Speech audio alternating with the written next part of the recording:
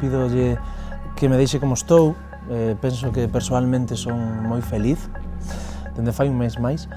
e profesionalmente as cousas van moi ben, pero teño unha morriña extrema, é dicir, eu gravei un videoclip, non saben de ti, en Pantín, fai pouco, e chorei como poucas veces na miña vida, cando cheguei a Pantín e vin a praia, dixen, pero se este é o que queiro, se este é o meu fogar, non? Así que pido o ano que entra